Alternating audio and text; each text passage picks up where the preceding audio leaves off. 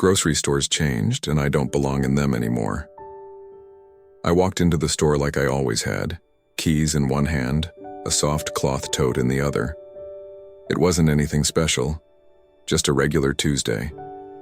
I needed eggs, some bread, maybe a few apples. But somewhere between the automatic doors sliding shut behind me and the fluorescent lights buzzing overhead, I felt it, that quiet, sinking feeling in the pit of my stomach. I didn't belong here anymore. The place was the same, technically. Still called a grocery store, still lined with rows of food and canned goods and cheerful buy one get one free signs. But everything felt colder, harsher. The produce section looked like a showroom, too polished, too perfect. Tomatoes stacked like museum pieces.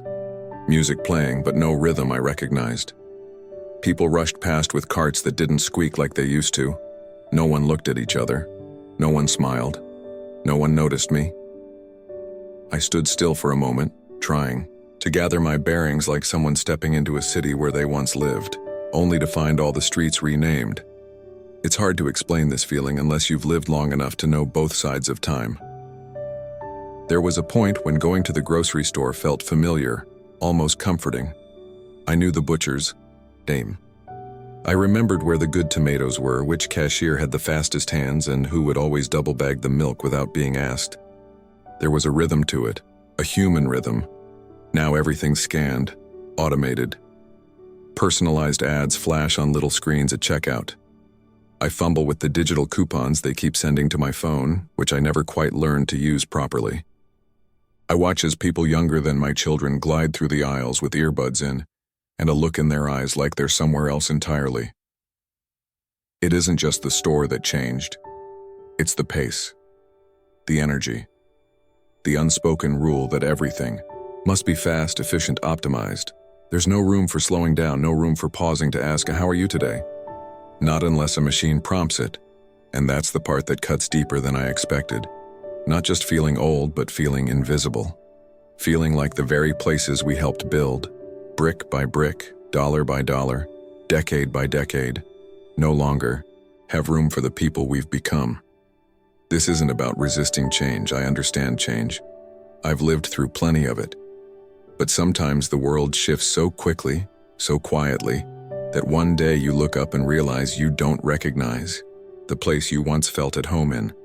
That's what this story is about. It's not really about groceries. It's about belonging. About aging in a world that worships speed. About walking down an aisle and wondering when exactly you stopped being part of the picture. But even in this unfamiliar place, I keep walking, because somewhere between the shelves of almond milk and QR codes, I still believe there's a way to find meaning again. Even if I have to go aisle by aisle to look for it. There was a time, not that long ago, when the grocery store was a kind of ritual. Not a chore, not a rush, but a rhythm. You'd go on Saturday mornings or Thursday afternoons, depending on when the paycheck came in. You didn't need a list. You knew what your family needed. You knew the store layout like the back of your hand. And more than that, the store knew you. The bell above the door would ring, and the clerk at the register would lift her head and smile. "Back for the usual?" she'd ask. And you'd nod. Maybe mention that your youngest had a cold or your car was acting up again. And she'd listen. Not because she had to, but because she cared. Because in that store you were seen. Mr. Daly worked the meat counter. He had a crooked grin and always wore the same white apron. He'd call you ma'am or sir, even if he'd known you since you were 25. He remembered how you liked your pork chops cut. Thin, not too fatty, and he'd hand-wrap them in butcher paper like he was packing a gift. You trusted his eyes more than the sell-by date. You trusted his handshake more than any barcode. And the bakery? The smell alone was a kind of welcome. Cinnamon, yeast, sugar melting into the air like something sacred. You'd grab a loaf still, warm from the oven, not shrink-wrapped and stacked in mass-produced towers.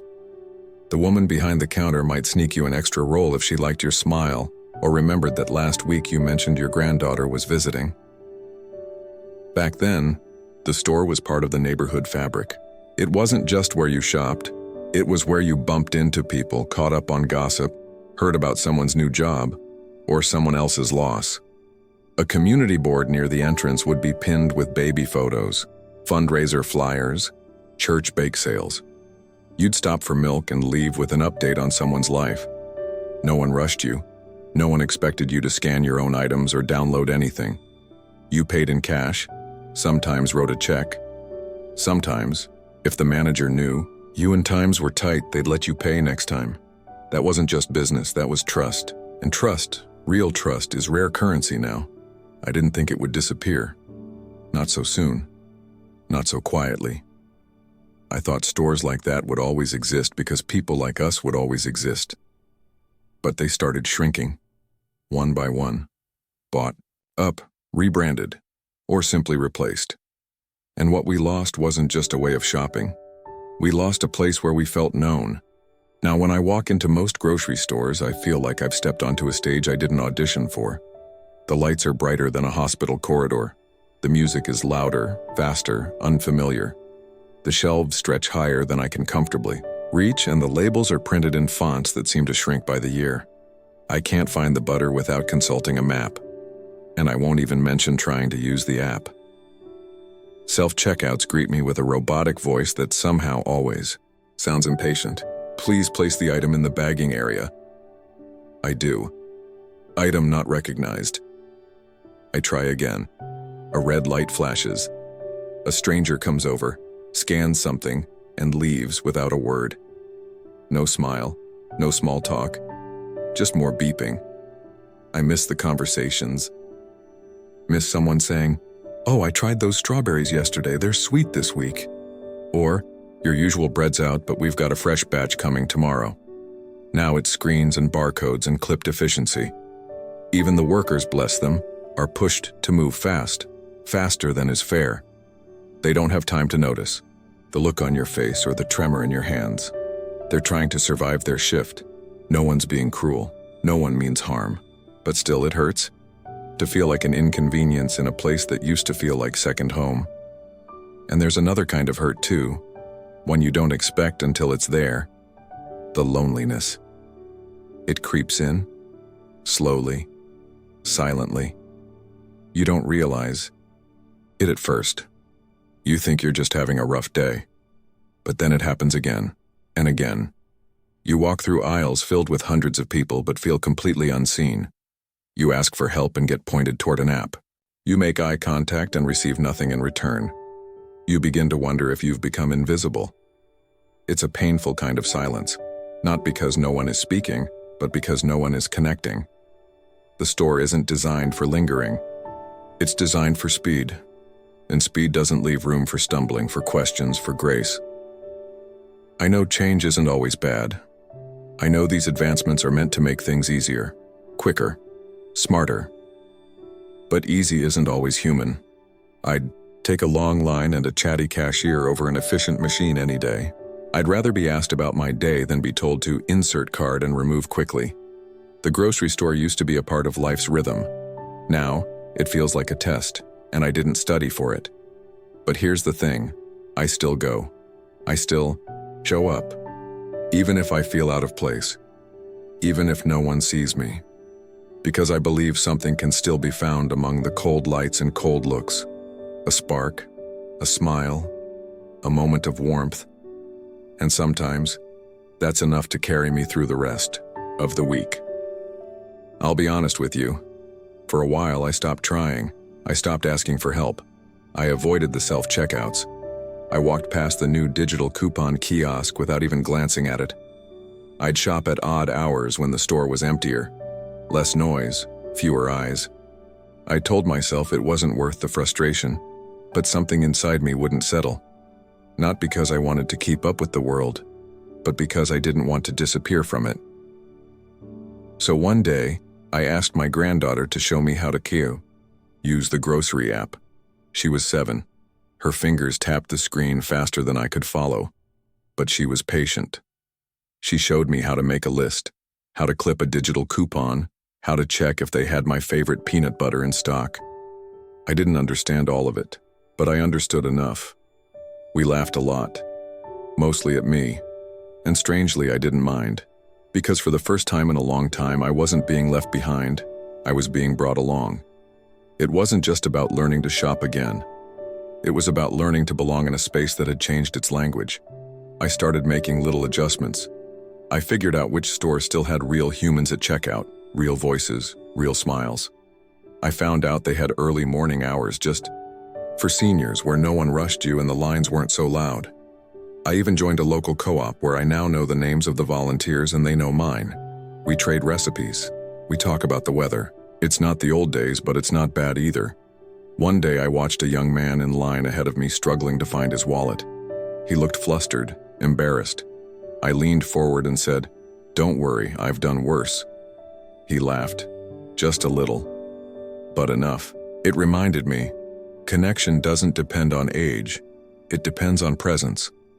I began to realize that finding meaning again doesn't mean rejecting the new world. It means stepping into it with your own rhythm. I still don't use all the features on the app. I still like paper receipts and writing my list by hand, but I've also learned how to scan produce without triggering the machine's wrath. I even have a loyalty card, digital now, tucked into my phone like a badge of stubborn progress. Maybe it's not about conquering the grocery store. Maybe it's about reclaiming the confidence to walk through it with your head held high. You don't have to understand everything. You just have to keep showing up. That's where belonging begins again. The store hasn't changed back. The shelves are still too high, the music is still too loud. The self-checkouts still test my patience more than any math quiz I took in the 6th grade. But something in me has changed. I no longer walk those aisles, wishing they were like they used to be. I walk them remembering who I am and bringing that with me. Yes, the world moved on. Yes, it made things easier for some and harder for others. But I've lived through enough changes to know this. The heart of a place is not in its technology, but in its people. And while the store may not be what it once was, I'm still here. I still nod at the stock boy who reminds me of my grandson. I still pause at the flowers by the door, even when I don't buy any. I still smile at the cashier, even if she's buried in a screen, because maybe she's having a hard day too. I don't always feel at home in grocery stores anymore, but I've learned that home isn't always about the place. Sometimes it's about the way you carry yourself through the place, so yes, I still walk the aisles. Not as fast, not as fluently, but I walk them my way, with memory in my steps, with kindness in my eyes, with quiet courage in every list I make and every cart I push. And if there's one thing I know now, it's this. The world may not always make space for you, but that doesn't mean you can't make space for yourself, one aisle at a time.